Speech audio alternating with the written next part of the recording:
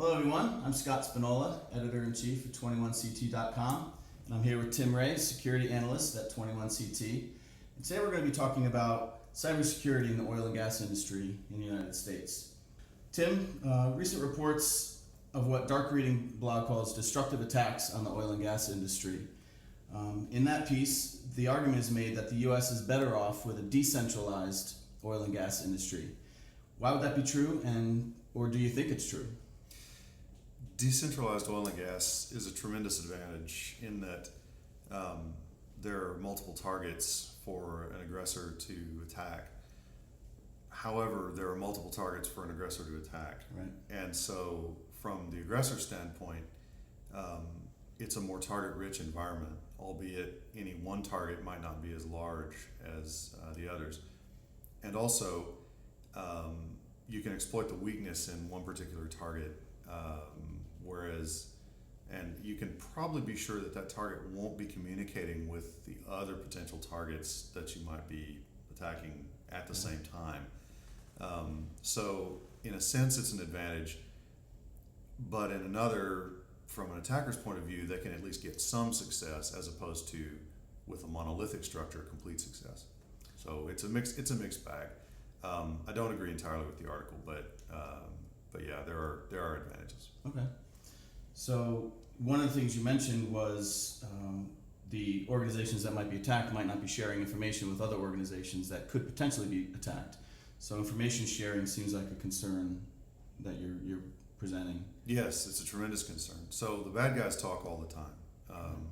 There is a competitive element, I believe, in offensive and aggressive software and malware, but the good guys really don't talk very much because it smacks of competitive disadvantage. Right. If you give away the fact that you've been breached, this is a very unpopular thing to do.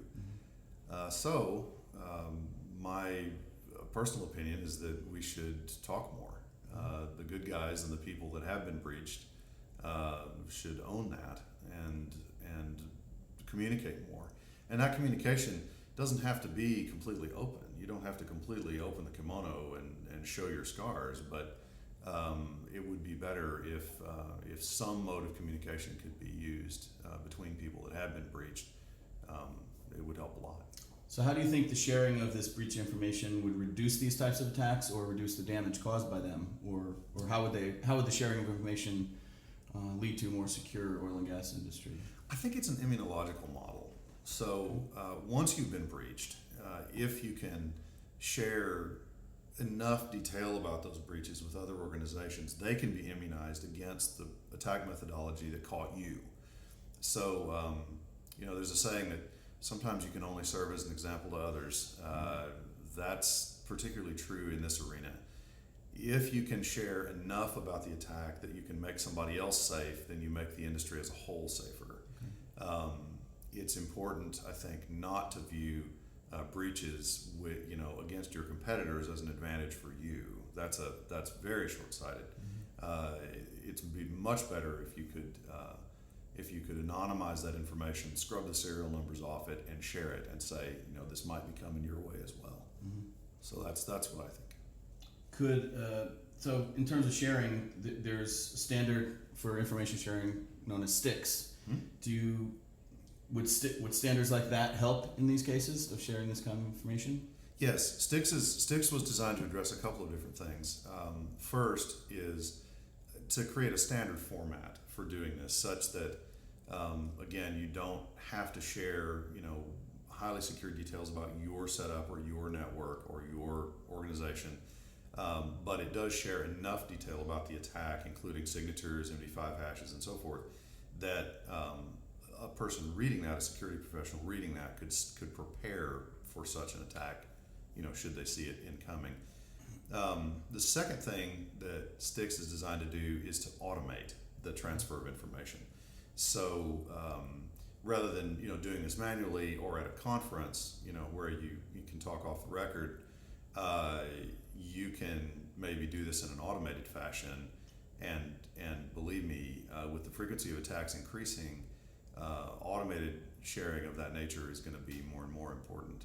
for speed of response. Right. And we say automated sharing, does that mean it's a standard format that everybody uses, or is there systems in place that would transfer the information to others? Well, in an ideal world, once a breach happened and you were content with your resolution of it or your assessment of it, you could transmit that information to your cohorts in the industry in your same vertical and say, hey, this is coming, we got hit. We'd like everybody else to be ready. Mm-hmm. It's really in a diversified industry, in a non-monolithic industry, I think that's very important to be able to do that in an automated way. Right. And in terms of the impact that an attack on the oil and gas industry could have on the United States and our citizens and the economy, what are the major concerns that we have with the oil and gas industry getting attacked in a network security attack or cyber attack?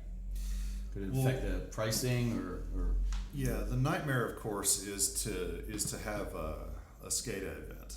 Something happen in the deepest levels of the control systems for oil and gas. And SCADA are the control systems that use. Yes, SCADA. Yeah, Stuxnet was an attack against a SCADA system in a different country, and if something like that were to happen here, but in the oil and gas field, the nightmare would be a loading platform being attacked, pipeline control mm-hmm. system, something like that being attacked and caused to malfunction mm-hmm. in a way that you might not even know about as it was happening. So, could that happen? How could it affect the price of gas? Because SCADA is so compartmentalized in most cases, only maybe one or two installations might be affected in such an attack, and so the price of oil from direct inventory loss might not rise. But once an organization is attacked that way, the price of security is going to go up, right? So anything that affects the bottom line is going to be passed on to your customers. Otherwise, your own profit margin is hurt.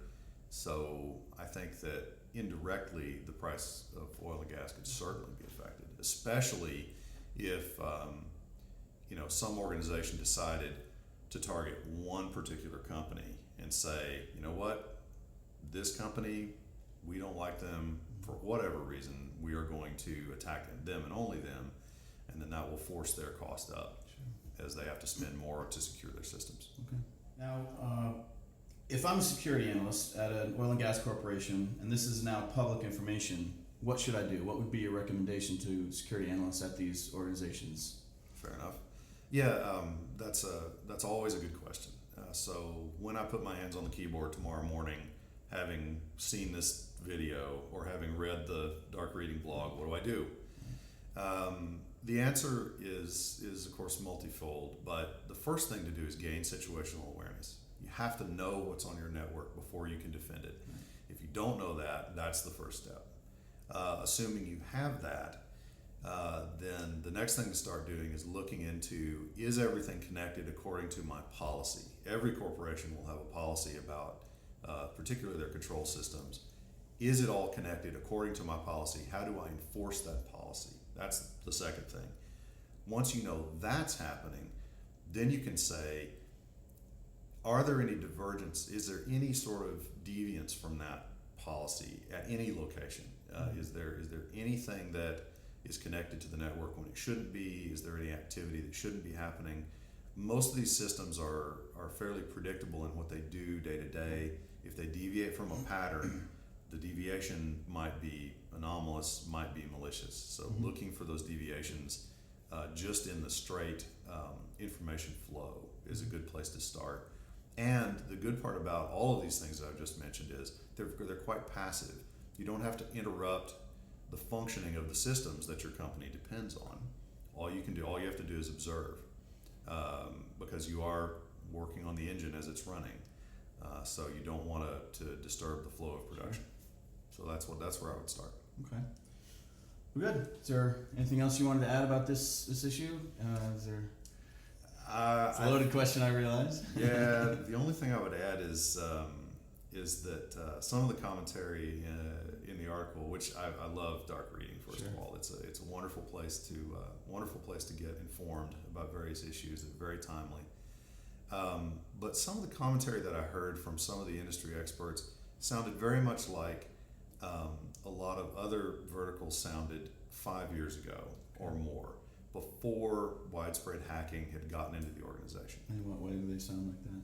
Well, it sounded like a couple of the sources were saying, well, they could hit us, but the effect wouldn't be that bad. Prices wouldn't change. Well, those systems are secure in some way. In 2012, Robert Mueller got up in front of the RSA conference. Robert Mueller being the director of the FBI at the time, got up in front of the RSA conference and said, there's only two kinds of companies in the world: those that have been hacked and those that are going to be hacked. And a lot of people in the security industry paid attention to that. I think that oil and gas needs to also be very cognizant of the fact that they are in the spotlight. They are in the sights of people that, for political reasons and for monetary reasons, want to get into their systems and hack them. And so they need to get ready.